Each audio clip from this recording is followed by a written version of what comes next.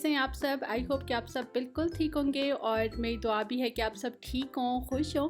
यहाँ पर अभी हम लोग वापस आए थे ग्रॉसरी करके, और ग्रॉसरी जो है ना वो इतनी जल्दी में नहीं संभालती क्योंकि वीडियो वगैरह बनानी होती है। उसके बाद फिर मैं सब चीज़ें अपनी जगहों पे अरेंज करती हूँ। लेकिन जो फ्रिज वाली चीज़ें होती हैं ना या फ्रीज़र वाली चीज़ें होती हैं, उनको सबसे पहले मैं निकाल के अलग कर लेती हूँ और उनको तो फटाफट से मैं जो है ना अरेंज कर देती हूँ फ्रिज में ही। कुछ चीज़ें इस तरह की होती हैं जो ख़राब होने वाली होती हैं या मेल्ट वगैरह हो जाती हैं, तो इसलिए वो चीज़ें मैं पहले संभाल देती हूँ और बाद में फिर जब ग्रॉसरी हाल बनाना होता है तो उस टाइम पे फिर मैं निकाल लेती हूँ, अगर मुझे याद रहे। क्योंकि अक्सर तो इस तरह से होता है कि ग्रॉसरी हाल पूरा बना चुकी होती हूँ, बाद में मुझे याद आ रहा होता है कि फ्रिज वाली चीज़ें तो मैंने निकाली नहीं फ्रिज से। तो बस अभी जो चीज़ें फ्रिज में रखने वाली थी वही सिर्फ मैं निकाल रही थी, बाकी सब ग्रॉसरी जो है ना वो फिर बाद में मैं आराम से अरेंज करूँगी। और ये देखिए नगेट्स मैं इस दफ़ा लेके आई थी बेटी के लिए, जो कि फ़र्स्ट टाइम मैं लेके आई हूँ, फ़र्स्ट टाइम यूज़ करने लगी हूँ। इवन खुद भी मैंने ना ये नगेट्स कभी नहीं खाए हुए, तो मैं खुद भी फ़र्स्ट टाइम ही आज खाने लगी हूँ।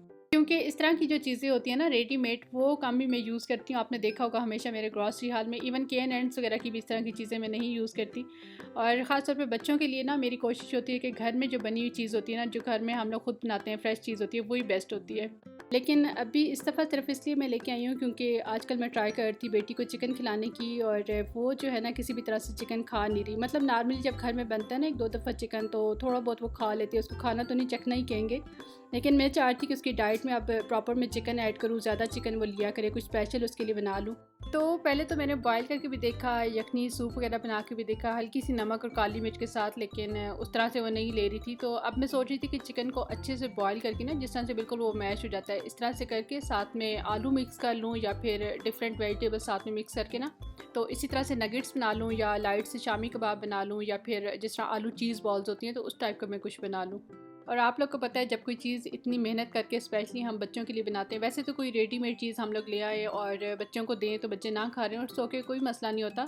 लेकिन अगर ख़ुद हम लोग इतना टाइम लगा के इतनी मेहनत करके और वो चीज़ बनी भी स्पेशली बच्चों के लिए और बच्चे फिर आगे से खाएं भी नहीं, तो कितनी टेंशन होती है ना बंदे को।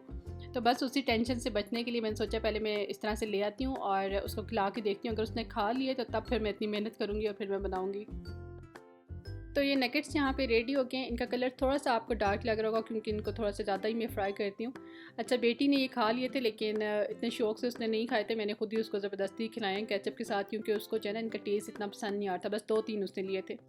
तो देखूँगी इसी तरह की कोई चीज़ अब बना लूँगी, बीच में आलू या वेजिटेबल्स वगैरह ऐड करके, काली मिर्च ऐड करके, ताकि अच्छा सा जो है ना उसका एक टेस्ट बन जाए। क्योंकि ये उसने खा लिए थे लेकिन इतने शौक से नहीं खाए थे, शायद इसका टेस्ट उसको अच्छा नहीं लगा।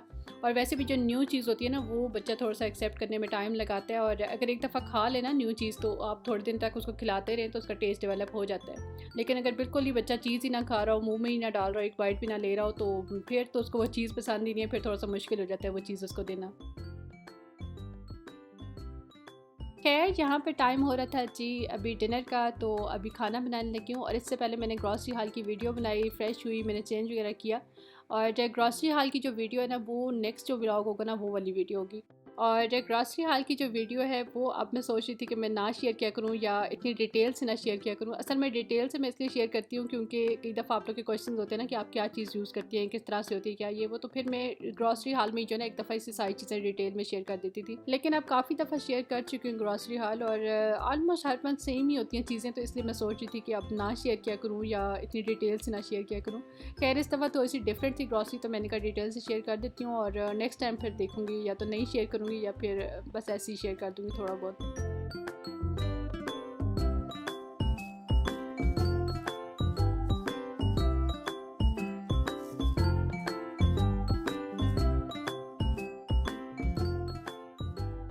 अच्छा, डिनर में आज मैं बना रही हूँ गोभी गोश्त, और गोश्त जो है वो मैंने पहले रख दिया था गलने के लिए, सब चीज़ें उसमें डाल के, जिस तरह से आलू गोश्त हम लोग नॉर्मली बनाते हैं ना या भूनते हैं, उसी तरह से मैंने उसमें प्याज, लहसुन अदरक और सारे मसाले और पानी वगैरह डाल के ना उसको मैंने गलने के लिए रख दिया था।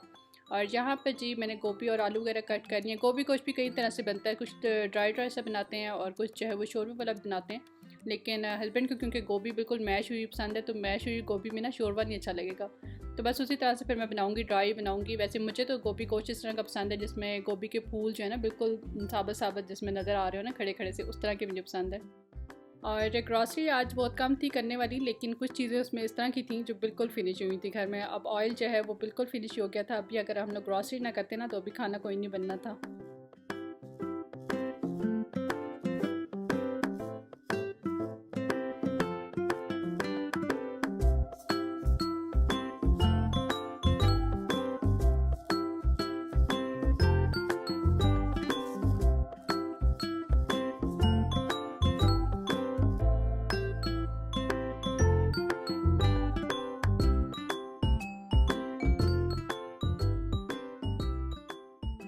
गोश्त जो है वो अच्छे से गल गया है, बस थोड़ा सा इसके अंदर अब पानी है तो इसको मैं ट्राई कर रही हूँ। अच्छा, लहसुन अदरक का जो पेस्ट है ना वो वैसे तो हम लोग स्टार्ट में ऐड करते हैं, लहसुन तो खैर मैं भी स्टार्ट में ऐड करती हूँ, लेकिन अदरक जो होता है ना वो अगर आप लोग इस टाइम पे ऐड करें ना भूनते हुए तो उसका टेस्ट बड़े मज़े का अलग से उसका टेस्ट आता है, मज़े का टेस्ट आता है उसका।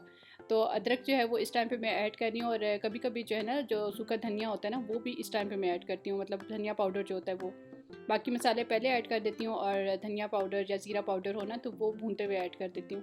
तो बस अभी इसका पानी ड्राई होने तक मैं इसको भून लूँगी, उसके बाद फिर ये गोभी और आलू मैं इसमें ऐड कर दूँगी, दम पे लगा दूँगी।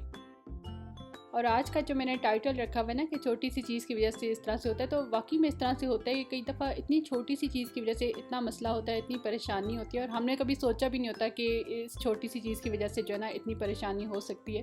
तो मैंने सोचा ये चीज़ आप लोग के साथ भी शेयर कर दूँ, हो सकता है मेरी तरह किसी और को भी ये चीज़ ना पता हो तो उसको ये टिप मिल जाए, खुदा ना खास्ता अगर कभी किसी के साथ इस तरह से हो तो हुआ इस तरह से कि कल हमारे घर ना सुबह सुबह लाइट चली गई। वैसे नॉर्मली यहाँ पे लोड शेडिंग होती नहीं है, इस तरह से लाइट जाती नहीं है, लेकिन कल पता नहीं क्यों सुबह सुबह लाइट चली गई, तकरीबन 6-7 बजे का टाइम था। तो बस लाइट गई है तो बेटी उठ गई है, और वो एक दफ़ा उठ जाए ना तो फिर दोबारा उसका सोने का मूड बिल्कुल भी नहीं होता, उसका दिल करता है कि मैं अब जो है ना खेलना शुरू कर दूँ। हालांकि नींद इसको आई हुई थी, लेकिन बस इसका दिल था कि मैं अब खेलने शुरू कर दूँ। तो मैंने कहा चलो ठीक है आप बाहर बैठ के खेल लो, और मैं वापस अंदर आके लेट गई। तो थोड़ी देर बाद ना ये भी खेलते खेलते सो गई क्योंकि इसको नींद आई हुई थी। खैर फिर थोड़ी देर के बाद लाइट भी आ गई, और बेटी जो है वो वहीं पर कारपेट पर सोई हुई थी, और उसने तकिया वगैरह भी रखा हुआ था साथ में। लेकिन थोड़ी देर के बाद ना वो उठ के एकदम से रोने शुरू हो गई थी। तो मैंने जाके उससे पूछा, मैंने कहा क्या हुआ आपको? तो कान के ऊपर हाथ लगा कहती है यहाँ पे मुझे आई हुई है।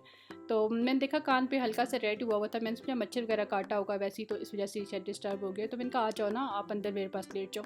तो 1 मिनट के लिए तो वो आराम से लेट गई, लेकिन उसके बाद फिर दोबारा से उठ के उसी तरह से रोने शुरू हो जाए। रोने क्या, वो चीखने शुरू हो जाती थी एकदम से, जैसे कोई चीज़ जो है ना उसको काट रही हो कहीं पे।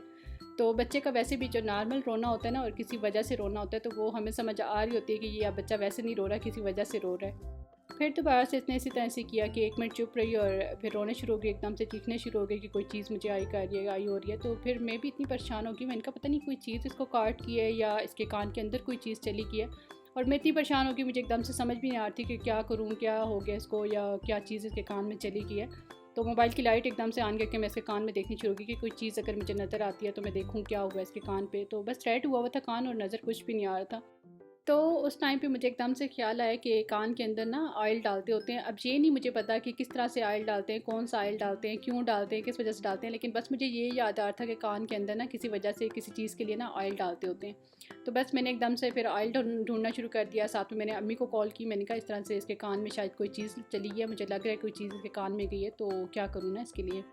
और हस्बैंड भी उठे हुए थे, वो देख रहे थे कोई हॉस्पिटल वगैरह जहाँ पे करीब कोई मिल जाए, जहाँ पे कान वगैरह की सफाई करते हैं ना, तो वहाँ पे इसको ले जाते हैं। तो अम्मी ने फिर मुझे ये बताया कि ऑयल जो है ना वो इसके कान के अंदर भर के डाल दो, और 1 मिनट के बाद जो है ना 1 मिनट के लिए इस तरह से रखो, फिर 1 मिनट के बाद इसको जो है ना ज़मीन की तरफ उल्टा दो, मतलब कान में जो ऑयल है ना उसको गिरा दो, इसको कान के बाल लिटा दो। तो ऑयल से ये होगा कि जो भी चीज़ होगी वो या तो मर जाएगी या फिर सामने आ जाएगी, ऑयल के साथ ही निकल जाएगी। तो इसी तरह से फिर मैंने किया, ऐसे कान में मैं भर भर के 3-4 दफ़ा मैं ऑयल डालती रही और निकालती रही। फिर मैं साथ साथ देख रही थी कि ऑयल में कोई चीज़ भी निकली है कि नहीं। तो ऑयल में तो खैर कुछ भी नहीं निकला था। फिर मैंने कहा कॉटन बैड लेके आती हूँ और इसका कान जो है ना अंदर से साफ़ करके देखती हूँ, शायद कोई चीज़ जो है वो सामने आ जाए या कुछ हो जाए।